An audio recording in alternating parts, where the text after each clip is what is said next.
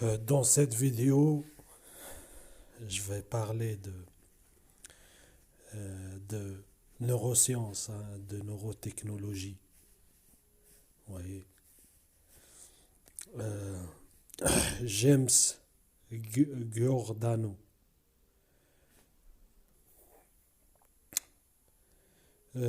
Giordano est chef du programme d'études en neuroéthique, chercheur en résidence, dirige les sous-programmes d'éthique médicale militaire et co-directeur du programme O'Neill Pellegrino en sciences du cerveau et en droit de la santé mondiale et politique au Centre Pellegrino de bioéthique clinique et professeur au département neurologie et de biochimie du Georgetown University Medical Center, Washington, D.C., USA.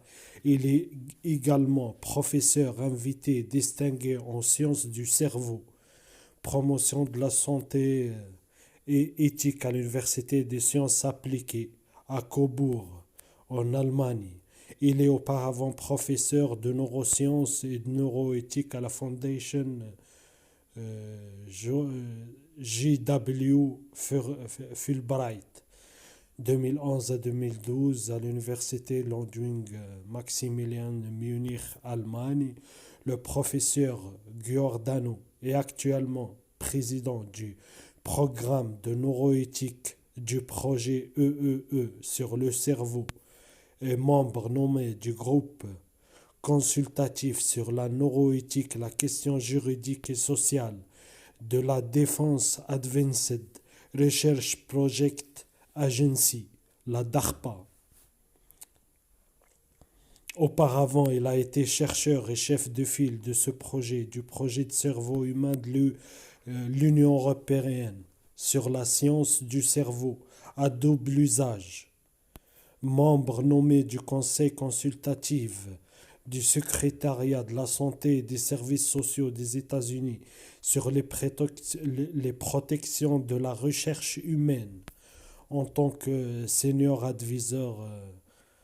advisory fellow de la stratégie militaire assessment branch, bref, du Pentagone. Il a travaillé pour le Pentagone, hein, les militaires, la DARPA et tout, etc.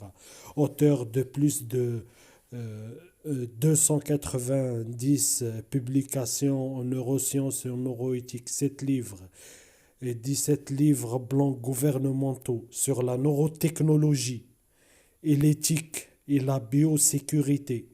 Il est rédacteur en chef de la revue internationale Philosophy, Ethics and Humanity in Medicine, rédacteur en chef adjoint du Cambridge, bref, vous avez compris, rédacteur en chef collaborateur de Frontières humaines neurosciences.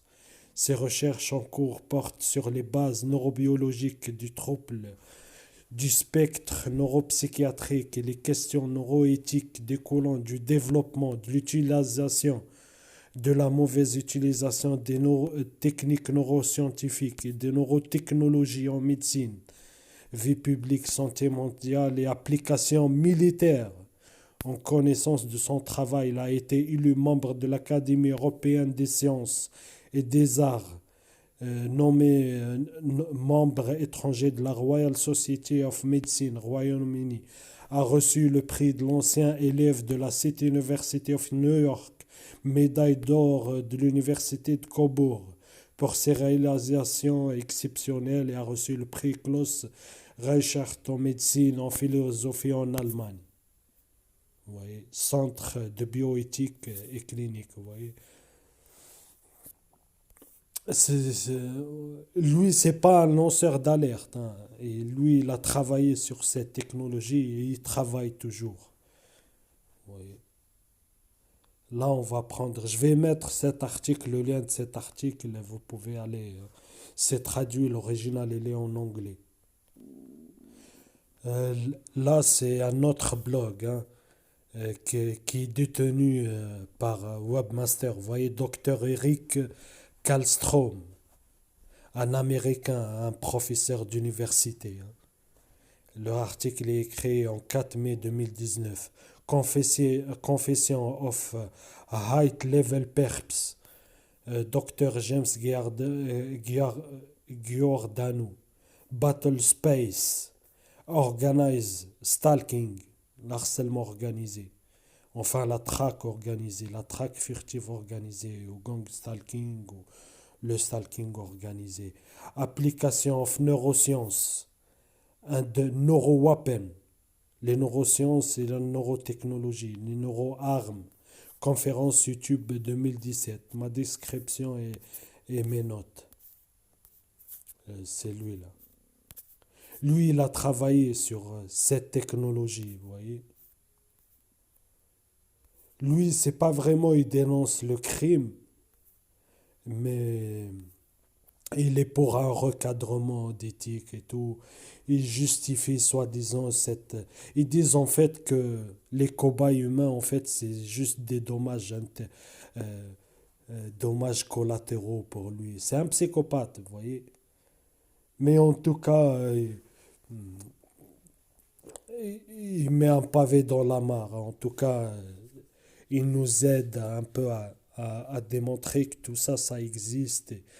Et c'est pas un complot, et non déplaise à comment ça, Wikipédia hein, qui dit que la neuroscience, elle n'existe pas. Je reviens toujours sur ça, hein.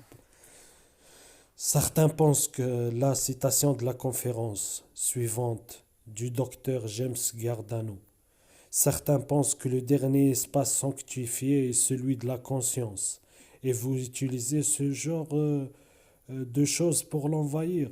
Et il répond, tu as raison. Il y a là un argument éthique. Est-ce plus ou moins nocif que d'autres moyens d'extraction d'informations? Voilà, vous voyez, il justifie en fait d'un côté. Il dit oui, vous avez posé une question éthique, mais est-ce que c'est plus nocif? D'un côté, il justifie en fait ses expériences. Commentaire de Eric Kallstrom. Ici, Giordano compare les techniques de neurosciences à d'autres formes d'interrogatoire améliorées hein, ou approfondies, ça veut dire des tortures, c'est-à-dire les méthodes de torture décrites dans les manuels de torture euh, de la CIA sur QBARC. QBARC, c'est un manuel de torture de la CIA, hein, qui est utilisé pas que par la CIA. En fait, il soutient que la torture des civils est autorisée et que les neurotechnologies peuvent, être une norme morale plus élevée que les autres formes de torture. Vous voyez, il justifie en fait ce qui est. Nous devons en débattre. Cela nous oblige à définir des paramètres et des limites. Nous demandons, pouvons-nous utiliser cela? La réponse est oui. Vous voyez, ils justifient ce qu'ils font sur nous. Aussi, nous demandons, devions-nous utiliser cela? Si la réponse semble être bien oui, alors la question beaucoup plus importante, c'est vraiment comment, quand et dans quelles circonstances. Est-il possible d'utiliser ces techniques pour l'acquisition de l'information? La question se pose. La réponse courte est oui. La réponse longue est comment, quand et pourquoi. Il n'y a pas nécessairement de réponse définitive. Là, le commentaire d'Eric Kallstrom. Ici, Guardano fait référence aux neurotechnologies comme IW, Information Warfare, la guerre informatique ou information, bref, qui implique la suppression d'informations d'un cerveau ou l'insertion de fausses informations dans ce même cerveau. Les soviétiques faisaient cela dans les années 1980. Et ici, Guardano, autoproclamé neuroéthicien, hein, soi-disant, pose momentanément, puis rejette immédiatement la question de savoir s'il est OK pour le gouvernement d'envahir le dernier espace sanctifié, celui de la conscience.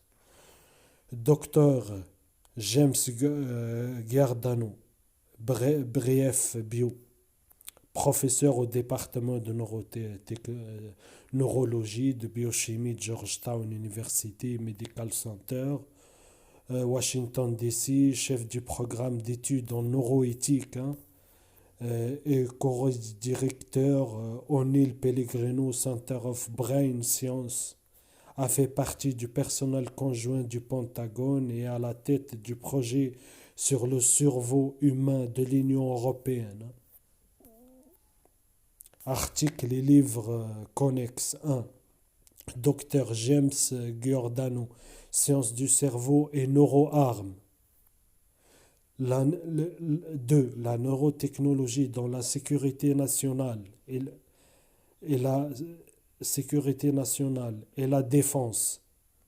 Sécurité nationale, c'est communauté de renseignement, service secret, police, sécurité nationale, quoi. Bref, la défense, les militaires, tout ça. Capacité technique, considération éthique. 3. Livre de Giordano, la neurotechnologie dans la sécurité nationale et la défense, considération pratique, préoccupation neuroéthique. Épigraphe. En parlant d'un avenir dans la plupart des décennies, un expérimentateur du contrôle du renseignement a affirmé: je prévois un moment où nous aurons les moyens et donc inévitablement la tentation de manipuler le comportement et le fonctionnement intellectuel de tous à travers l'environnement et la manipulation biochimique du cerveau. Vous voyez. Zbigniew Brzezinski, j'ouvre les parenthèses, entre deux âges, le rôle des Amériques est à l'ère technotronique, psychotronique. Ce potentiel de manipulation du comportement et du fonctionnement intellectuel par la manipulation du cerveau que Brzezinski a prédit est maintenant réalisé quelques 40 ans plus tard. Le cerveau est le prochain espace de combat. Nous ciblons le cerveau comme dans n'importe quelle guerre ou race. Je ne sais pas pourquoi il écrit. Il y a des petites fautes, vous voyez, de traduction, mais ce n'est pas trop grave. En général, c'est bien. En tout cas, c'est fiable. La morbidité et la mortalité allant à cette vitesse avec ce niveau d'intégrité et ce niveau d'élan sont réels. Nous suivons les signatures neurologiques ou cérébrales d'individus clés ciblés qui représenteraient des groupes entiers. Si je comprends comment fonctionne son cerveau et que je le fais à une échelle suffisamment large, je peux développer des modèles et je peux l'utiliser de manière à informer mon intelligence. Cette force multiple et synergise mon intelligence humaine, mon intelligence des signaux, SIGINT. L'intelligence humaine, vous voyez, c'est les informateurs, les voisins vigilants, on l'appelle HUMINT. Les intelligences des signaux, c'est tout ce qui est interception des communications, les radiofréquences, tout ça, bref. Intelligence des signaux, SIGINT. Et mon intelligence des communications, COMINT. Neuroint, neurointelligence, couplée à l'évaluation et à l'accès, me donne ces capacités. Et je peux utiliser la neuropharmacologie et diverses formes de stimulation cérébrale pour extraire des informations de cibles clés de l'intelligence. Dr Giordano. de cette conférence. Commentaire maintenant introductif et résumé du docteur Eric Kallström. Le docteur Giordano a été conseiller scientifique principal à la direction de l'évaluation multicouche stratégique de l'état-major conjoint du Pentagone et membre nommé du comité consultatif sur la neuroéthique et la question juridique et sociale de la Defense Advanced Research Project Agency, vous voyez, la DARPA. Ainsi, il est un expert conseiller clé pour les secteurs militaires et renseignement, sécurité nationale, universitaire du gouvernement américain. À mon avis, cette conférence décrit avec précision les principales raisons pour lesquelles les gouvernements du monde, la France comprise, mènent des opérations organisées de traque, gang stalking, torture électronique, psychotronique, électromagnétique, contrôle de l'esprit. Entre parenthèses, j'ai surnommé ces programmes GOGS New Gestapo pour Global Organized Gang Stalking Neurowarfare, Neuroguerre. Groupe électronique surveillance, slavery, esclavage, targeting, ciblage, tracking, la traque, torture, terrorisme, tyrannie et opération psychologique. Vous voyez, tout ça, ce qui est décrit là, il a résumé ce que les cibles y vivent, hein, et ceux qui participent, les renseignements, les militaires, les milieux scientifiques, hein, universitaires et tout, vous voyez. L'intelligence domestique, enfin la communauté de renseignement, hein, les forces de l'ordre, etc., est protégée, hein, bien sûr, par la justice. C'est un programme, vous voyez, nouveau Gestapo pour global, hein, parce que c'est organisé au niveau mondial. Et la cible, elle change de pays, le même harcèlement, les mêmes tortures continuent. Vous voyez, on n'a nulle part où fuir, hein. Pour global, organize stalking, le gang stalking organisé, la guerre neurologique, groupe électronique surveillance, slavery, esclavage, targeting, ciblage, la traque, la torture, le terrorisme, la tyrannie et les opérations psychologiques. De point de vue des millions dit qu'ils sont maintenant utilisés de manière extralégale en tant qu'expérience humaine non consensuelle dans ces programmes. Cette conférence est particulièrement importante car le conférencier décrit les objectifs, les méthodes, la philosophie sous-jacente de ces programmes. Veuillez noter que Giordano se réfère fréquemment aux cibles de ces programmes, de ces expériences de neurosciences, technologie et se réfère occasionnellement à des individus ciblés, hein, ou TI spécifiquement. De plus, notez que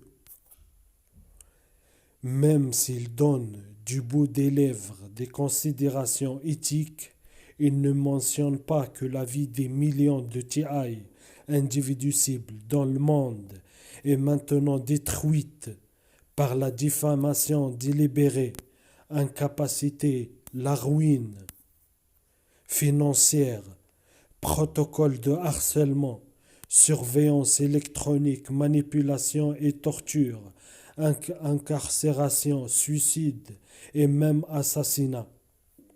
Dans ces programmes, il ne mentionne pas que ces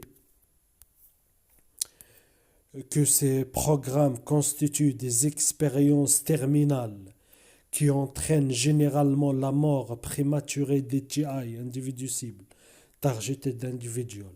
Apparemment, lui et ses collègues considèrent les TI, les individus cibles, comme des dommages collatéraux et considèrent leur souffrance et leur destruction comme un coût admissible pour le développement de programmes et de technologies neuroscientifiques conformes aux programmes de défense nationale, de renseignement et de sécurité nationale. Lisez entre les lignes de la déclaration de Giordano.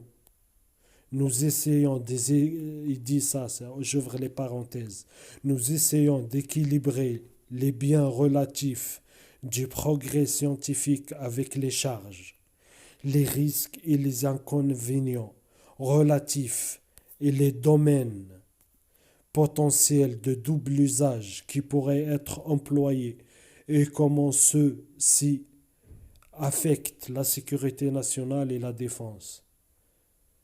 Sur la base de cette déclaration, nous pouvons en déduire que l'analyse du coût et avantage des bons par rapport aux charges, risques et préjudices n'est considérée qu'en termes de la manière dont ceci affecte le programme de sécurité nationale et de défense. Dans ce cas, la suppression des libertés civiles et la suppression des TA et des individus cibles et leurs souffrances aiguës et leurs décès prématurés ne sont pas du tout pris en compte dans le calcul coût et avantage.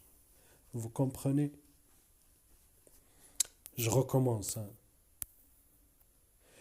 Là, ce qu'il dit Giordano, nous essayons d'équilibrer les biens relatifs du progrès scientifique avec les charges, les risques et les inconvénients relatifs et les domaines potentiels de double usage qui pourraient être employés et comment ceci affecte la sécurité nationale et la défense.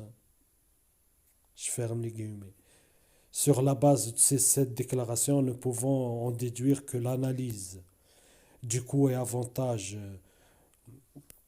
et risque et tout et préjudice n'est considéré qu'en termes de la manière dont ceci affecte les programmes de sécurité nationale et de défense. Dans ce cas, la suppression des libertés pour eux et la suppression des individus cibles et leurs souffrances aiguës et leurs décès prématurés ne sont pas pris en compte dans le calcul coût et avantage. Pour eux, en vaut rien, quoi. Voici mes principes conclusions de la conférence du docteur Giordano. A. De nombreux TI, individus cibles, ont conclu qu'il y a longtemps qu'ils avaient été involontairement enrôlés comme des cobayes dans divers tests d'armes, contrôle mental de type MK-Ultra et interrogatoire amélioré ou approfondi. Ça veut dire c'est le mot en fait politiquement correct de torture. C'est de la torture. Quand les renseignements et les militaires disent interrogatoire amélioré ou approfondi, ça veut dire torture. Attendez. Ouais, entre parenthèses, torture. Programme de neutralisation des citoyens qui s'appuie sur le COINTELPRO. C'est un programme du FBI. Et la CIA, MK-Ultra. Manuel de torture de QBARC. Et programme Phoenix. Et programme de torture civil de la Stasi est-allemande. Zersetzung. C'est exactement ce que je dénonce moi dans mes vidéos, vous voyez. Etc. Des décennies précédentes. Cette conférence prouve que cette spéculation est correcte Et que nous, les cibles, on raconte pas n'importe quoi. Et on est tout sauf, voyez, fous ou parano, ou voyez, ou complotistes, ou conspirationnistes, hein. Tout ça, c'est, même eux, ils l'avouent, hein. Il faut juste le chercher, hein. Bien que bien que le style arrogant du docteur Giordano puisse être rebutant, en particulier pour les TI, hein, les individus cibles, il nous fait une faveur en définissant le contexte et les paramètres scientifiques de notre ciblage, alors qu'il explique les origines et les objectifs des programmes de neurosciences non consensuels auxquels nous sommes inscrits. Ici, il nomme les personnes et les institutions coupables de ces crimes contre l'humanité, certes, il en fait partie. C'est, entre parenthèses, c'est moi que je la rajoute. Vous comprenez pourquoi je vous le dis dans mes vidéos surveillance, harcèlement de la Stasi, le Zersetzung, la diffamation, l'harcèlement organisé, la traque, vous voyez, le- la torture, vous voyez. Je raconte pas n'importe quoi, c'est un programme. Bref, je continue. C'est bien que Giordano se déclare préoccupé par les risques pour la société, lui et ses collègues ignorent manifestement les risques pour les droits et les bien-être des individus, en particulier ceux des TI, les individus cibles, encourus par ces neuroprogrammes. Il aimait également d'observer que l'annulation secrète, unilatérale et extra-légale des droits constitutionnels des citoyens américains constitue une haute trahison contre la Constitution américaine et le peuple américain. Et d'autres dans le monde, hein. C'est la trahison contre les droits de l'homme, en fait. Vous voyez? C'est une nouvelle choix. D. Ainsi, tous ces discours de Giordano sur l'éthique et les normes éthiques liées à ces programmes est en effet une blague malade lorsque des civils innocents sont systématiquement diffamés, torturés électroniquement, détruits, tués, suicidés, institutionnalisés par leur gouvernement et leurs agents coopérants, comme cela se produit actuellement dans le monde entier, dans le GGOS, Gestapo, New Gestapo. Les auteurs de ces crimes sont coupables de haute trahison, de crimes euh, contre l'humanité, meurtre au premier degré inclus, sur la base de l'article 14 de la Constitution américaine. Section 3. L'abrogation des droits constitutionnels des citoyens constitue une trahison et conformément au 18 US Code, la punition pour trahison est la mort ou l'emprisonnement 5 ans et plus et une amende de $10 000. Harcèlement criminel et une trahison. TI, individu cible. Voici le vrai visage de notre ennemi, de votre ennemi, de toute évidence. Giordano et ses semblables sont des psychopathes.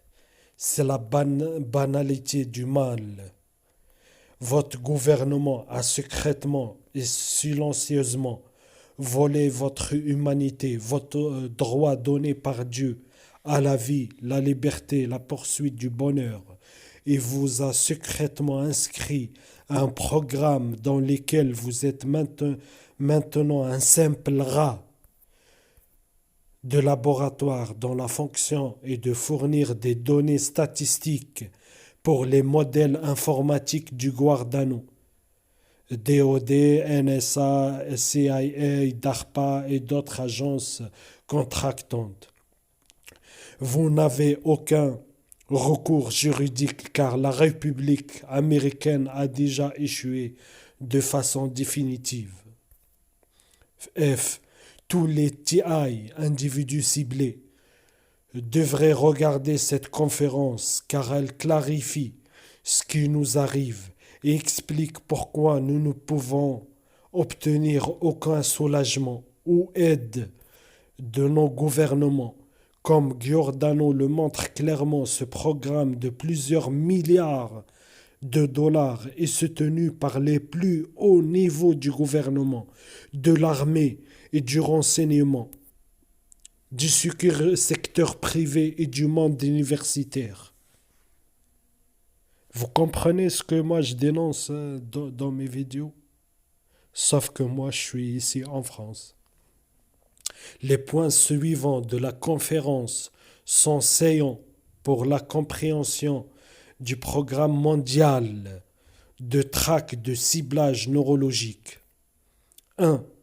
Les bases de données volumineuses, Big Data, telles que celles réalisées par les opérations de collecte de métadonnées de la NSA, sont un élément clé utilisé pour cartographier les schémas de cerveau individuels et de groupes de cerveau. 2. L'utilisation des neurosciences et de la technologie en combinaison avec le big data et nous, terme de Giordano, pour affecter la façon dont les humains pensent et ressentent et agissent. Nous pouvons utiliser ce pouvoir pour réaliser ce qu'ils disent à Giordano. Eux, ça veut dire. Eux peuvent utiliser ce pouvoir pour réaliser les programmes de défense nationale et de renseignement pour faire avancer leur idéologie et intérêts. 3.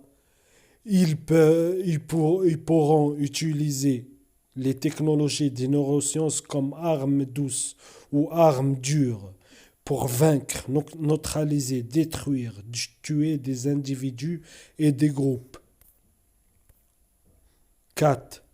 Les neurosciences et les technologies sont utiles dans le développement des psyops, opérations psychologiques, et des opérations d'appui à l'information militaire, MISO, M-I-S-O. 5. Les armes neurotechnologiques dures comprennent les drogues, les agents chimiques, les produits biologiques, microbes, toxines, les dispositifs neurotechniques et les systèmes hybrides cyborgs, drones biologiques. 6. Neurosciences capture 175 milliards de dollars d'espace de marché annuel pour cibler le cerveau. Ils devront acquérir des cibles viables, ce faisant, essayer de réduire les dommages collatéraux. Remarque de Eric Kallstrom. Cible, ici sont synonymes d'individus ciblés, TI, et d'expériences humaines non consensuelles. 8. La recherche en neurosciences, technologie est actuellement comme une autoroute rapide selon Giordano.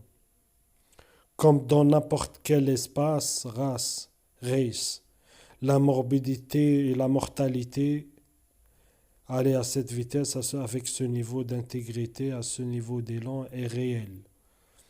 Ici, Giordano fait apparemment référence à la morbidité, à la mortalité des sujets cérébraux expérimentaux, des individus cibles. 9. Les technologies d'évaluation utilisées pour acquérir des cibles viables et éviter les dommages collatéraux comprennent A. Techniques de neuroimagerie, y compris la tomographie informatisée, la tomographie par émission de photons uniques, un signal pulsé électromagnétique EM très spécifique pour l'image des zones cérébrales et des pistes, réseaux et nous communiquons dans le cerveau. B. Enregistrement neurophysiologique tels que les électroencéphalogrammes, EEG, en combinaison avec des techniques quantitatives. C. L'utilisation de la neurogénométrie, génomique, de la génétique, profil neurogénétique d'individus et de groupes. D. Neuroprotéomique, biomarqueur. E. Neurocyber-informatique, avec des applications informatiques et utiles pour manipuler les types d'informations qui sont transmises au cerveau. Entre parenthèses, note Eric Kallström. Ici, Guardano fait apparemment référence à la surveillance et à la manipulation neurale à distance, remote neural monitoring. Entre autres techniques utilisées dans ce qu'on appelle la guerre de l'information. 10. Les techniques d'intervention en neurosciences technologies comprennent A. La manipulation de neurocoques liés à Internet, y compris vraisemblablement la surveillance neurale à distance et la manipulation neurale à distance. B. Les nouveaux produits pharmaceutiques. C. Les neuromicrobiologiques. D. Les neurotoxines organiques. E. Neurotechnologie. 11. Les neurosciences est aujourd'hui une science intégrative, interdisciplinaire, impliquant la cyberscience, technologie, les sciences anthroposociales, les sciences naturelles, la biotechnologie, la nanoscience, technologie, et a des applications importantes dans le domaine de la défense nationale, du renseignement et de la sécurité nationale. Vous comprenez pourquoi tous y collaborent. 12. Le but est de produire des applications et des technologies de neurosciences qui sont évolutives, personnalisables, accessibles, partageables et sécurisées afin qu'elles puissent être déployées par plusieurs groupes d'utilisateurs, anonymes ou non anonymes, qui incluent l'État ainsi que les non-acteurs étatiques. Note de Eric Kallström entre parenthèses. Cela signifie peut-être que ces programmes ou outils sont déployés par divers groupes gouvernementaux et privés qui s'engagent désormais dans des opérations de traque, gangstalking, de torture et psychotronique, électromagnétique, électronique et de contrôle de l'esprit organisé. Guardano a fourni le rationnel, les outils et le mode opérationnel de la nouveau Gestapo. 13. Les opérateurs du renseignement sont attelés à des systèmes d'interface cerveau-machine afin de permettre une capacité accrue grâce à la robotique dynamique réciproque afin qu'ils puissent apprendre les uns des autres et ainsi améliorer les performances. Entre parenthèses, les notes de Eric Kallström, docteur Eric Kallström. Ici, Guardano fait apparemment référence aux équipes de l'esprit de ruche, de la CIA, DIA, les soi-disant clones au personnel des groupes d'opérations spéciales qui utilisent les technologies cerveau à ordinateur, cerveau à cerveau pour surveiller continuellement les états cérébraux des TI, individus cibles, selon l'hypothèse de Brian Too, décrites sur ce site, que je mettrai la description en bas de cette vidéo. Brian To, ex-DOD, Département de Défense. 14. FMI, FMI, MEG, magnétoencéphalographie, utilisée pour les applications d'enregistrement cérébral. 15. Les neuropharmacologiques médicaments sont utilisés pour le référencement. Utilisés pour le renforcement de l'affiliation. Entre parenthèses, note de Eric Kallström pour rendre les gens plus ou moins fidèles à des groupes particuliers. Point d'interrogation. 16. La stimulation cérébrale à distance est utilisée pour la stimulation cognitive, c'est-à-dire, encore une fois, cela décrit la manipulation neuronale à distance, remote neural monitoring. 17. La biosuivi à travers les signatures cérébrales du cerveau est accomplie. La surveillance et le suivi continu sont aspect fondamental du ciblage de tout TI, de tous les individus cibles. 18. Les cibles clés qui sont suivies à travers leur signature cérébrale sont sélectionnées parce qu'elles sont censées représenter des groupes entiers et les données résultantes, vraisemblablement représentatives de groupes entiers, sont utilisées pour construire des récits neuronaux. Les données sont normalisées et renvoyées dans des ordinateurs big data, entre parenthèses. Ceci est également décrit dans l'hypothèse 2, l'ex de DOD, Brian 2. 19. Téton. Tiered Integrate Tracking and Accent Networks utilise des puces biologiquement implantables, puces RFID, pour suivre les individus clés et fournir des informations sur la façon dont les cerveaux travaillent pour créer des récits et des comportements. 20. Nous, ça veut dire eux, Giordano, DARPA, DOD, Département de Défense, et autres neuroscientifiques, etc., mettant les données biométriques d'un individu dans des bases de données. 21. Les biocapteurs qui habitent dans les cibles peuvent être téléchargés et lus à distance, produisant des informations télématérialisées. Cette technologie s'applique aux puces RFID et à la surveillance des variables biologiques clés utilisées dans les bases de données d'information sur la santé, qui peuvent également être utilisées pour la surveillance et le suivi et l'identification des populations, etc. 22. Ces neurosciences, technologies augmentent les capacités militaires de renseignement, human intelligence, signal intelligence, SININT, communication intelligence, COMINT, neural intelligence, NEURINT. 23. Tous ces termes-là, ils sont très connus du monde du renseignement. UMINT, COMINT, NEURINT, tout ça, ils les connaissent très bien.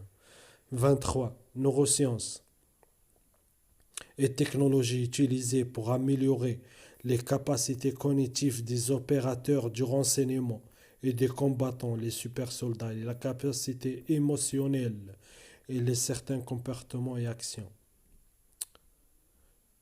2 points. Petit a.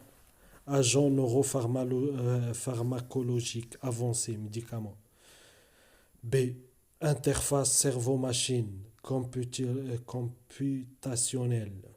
C. Approche de stimulation cérébrale en boucle fermée, implant stimulation électrique transcrânienne et magnétique. Et D. Dispositif d'augmentation neurosensorielle ou bioingénierie pour augmenter la perspicacité visuelle pour créer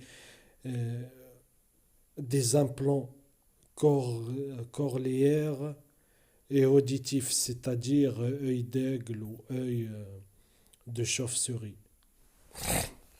24. Les technologies neuroscientifiques armables nous permettent ça leur permet de A. Évoluer, prédire, contrôler les cognitions, émotions et comportements particuliers des adversaires et des cibles. B. Atténuer l'agressivité, favoriser la cognition et émotion. Ou ou comportement d'affiliation ou la passivité chez les ennemis ou chez les cibles. C. Induire la morbidité, le handicap ou la souffrance. Vous voyez, torture.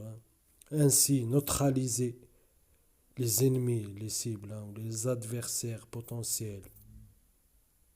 D. Induire la mortalité, c'est-à-dire tuer les adversaires ou les cibles. 25. Les armes non létales sont maintenant utilisées à l'échelle internationale. Non létales, électromagnétiques, à énergie dirigée. 26. Les produits pharmaceutiques, les neurotoxines organiques, armes de perturbation massive, peuvent produire des effets spécifiques aux individus, altérant la cognition, l'émotivité, le potentiel de leadership et le comportement. Celle-ci crée des perturbations sociales à différentes échelles, de l'individu au groupe, à une population plus large. 27. Des agents à dose ultra faible, hautement spécifiques, sont utiles pour cibler la culture diplomatique locale, les cœurs et les esprits, entre parenthèses. 28. Des agents neuromicrobiologiques à morbidité élevée sont déployés pour rendre les gens malades. 29. Ces armes sont utilisées pour cibler des individus clés dans diverses communautés différentes afin de produire des informations statistiques utiles pour créer des effets de guerre courte et longue. Dans un scénario de longue guerre, je peux réduire la productivité et la santé des individus, des communautés, des nations. 23. Les neuromicrobiens, avec des grappes de symptômes neuropsychiatriques élevés, produisent des effets de désintégration panique, santé publique. Les 31. Les microbiologiques, édités par gènes, ont de nouveaux profils de morbidité et mortalité. 23. Des agents neuroparticulaires, si petits qu'ils traversent les barrières cerveau-sang, sont utilisés pour créer une disposition d'hémorragie dans le cerveau et donc des accidents vasculaires cérébraux, entre parenthèses commentaire de Kallström. Est-ce ainsi que Dr Paul Marco a été tué par cailloux de sang dans le cerveau, c'est-à-dire un accident vasculaire cérébral? Dr Paul Marco, c'est un des grands lanceurs d'alerte aussi, qui a dénoncé toutes ces expériences. Il est mort. Je continue. 23. Les nanofibres de plomb sous les quais de carbone à agrégation CNS élevée perturbent le réseau. Note, entre parenthèses, ici il fait référence à la maladie de Morgellon. Morgellon. 34. Les agents hémorragiques neurovasculaires, entre parenthèses, à utiliser de près et en population comme agent d'induction épidémie AVC, sont hautement perturbateurs. 35. Dans les opérations de combat, les dispositifs à armes biologiques évoluent fortement. 36. Les agents d'immobilisation neurosensorielle comprennent des stimulateurs sensoriels à haut débit qui peuvent être administrés par des UAV, véhicules aériens sans pilote, drones, des drones ou des insectes, ou par des gros véhicules tels que des voitures ou des réservoirs. Les agents de mobilisation sensorielle utilisent une énergie d'impulsion électromagnétique élevée qui peut également utiliser des niveaux élevés d'énergie sonore et lumineuse pour perturber les fonctionnements neurosensoriels. Ils sont utilisés. 37. Les stimulateurs d'impulsion transintercrânienne utilisent des impulsions électromagnétiques directes pour perturber les propriétés d'agrégation du réseau du cerveau et créer de la confusion.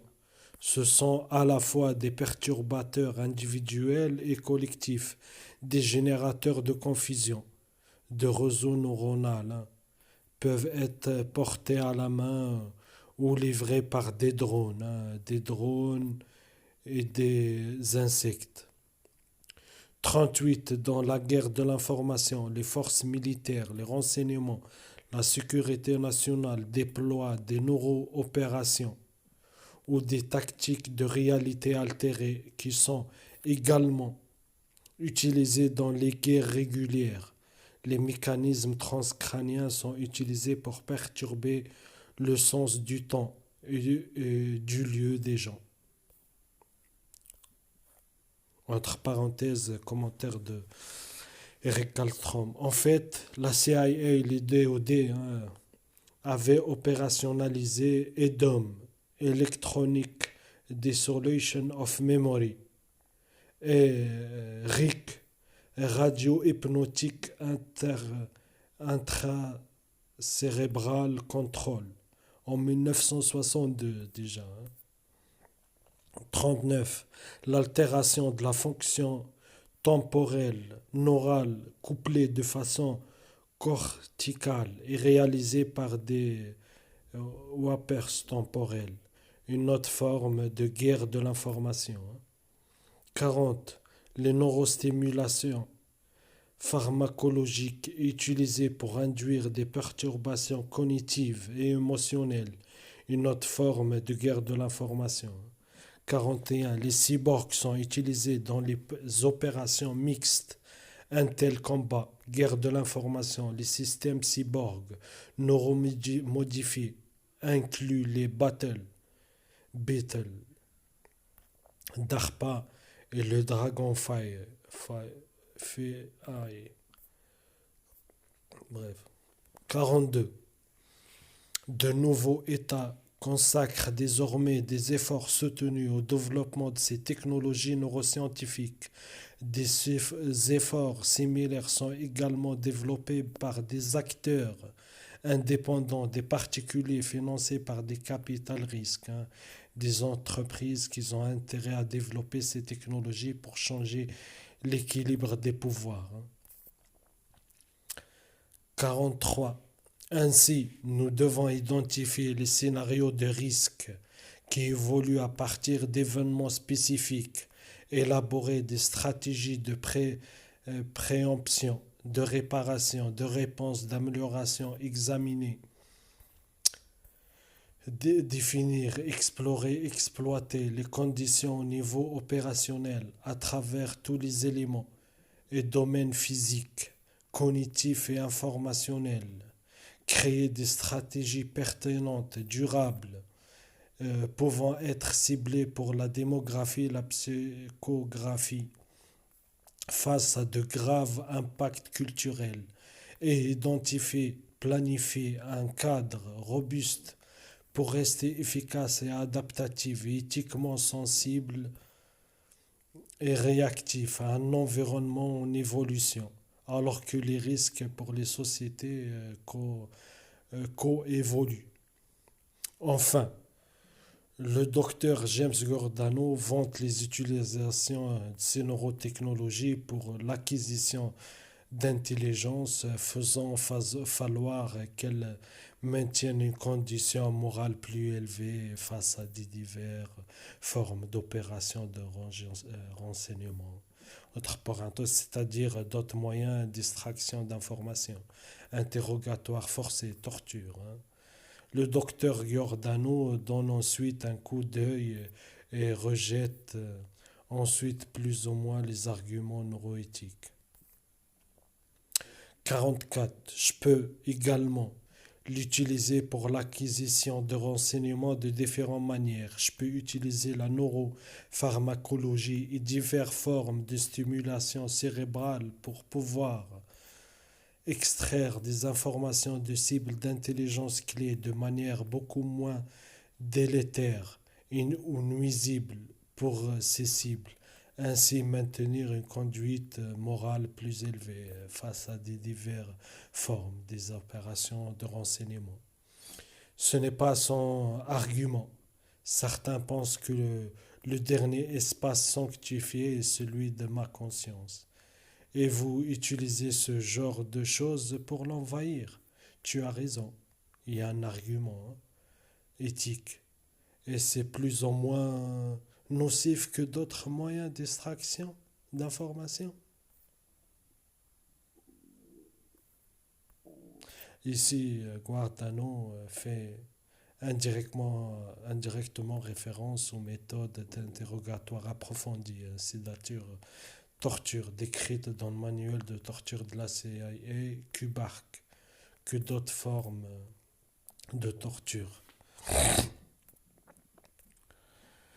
Voilà, j'ai fait un petit résumé, hein. À part vite fait quelques fautes, hein, mais généralement c'est fiable, hein, à 99%.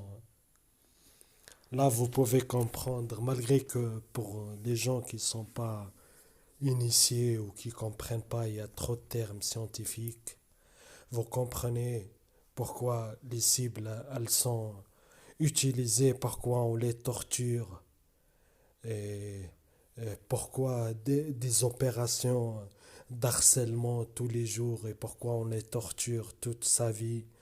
Vous voyez? Et c'est quoi l'objectif de toutes ces sciences-là? Et de toute façon, je mettrai l'article hein, et même cette vidéo-là pour ceux, les anglophones, qui veulent se renseigner. Ou les gens aussi qui sont curieux, qui veulent traduire aussi, vous voyez, ou approfondir. Hein. Vous voyez, c'est pas quelqu'un d'inconnu, hein, c'est quelqu'un de très, très, très connu dans plusieurs médailles d'or de plusieurs universités en Allemagne, en Europe. Et il a un grand poste dans la communauté européenne. Hein. Et il est médaillé des universités en Angleterre. Il a travaillé pour l'armée, la DARPA, le Pentagone. Vous voyez, et il est professeur dans une université de neurosciences et biochimie aux États-Unis. Il a écrit plusieurs livres. Vous voyez. Le gars, en fait, c'est un pionnier. C'est un pionnier des neurosciences. Vous voyez. Tous les neuroscientifiques, sûrement, ils le connaissent. Hein.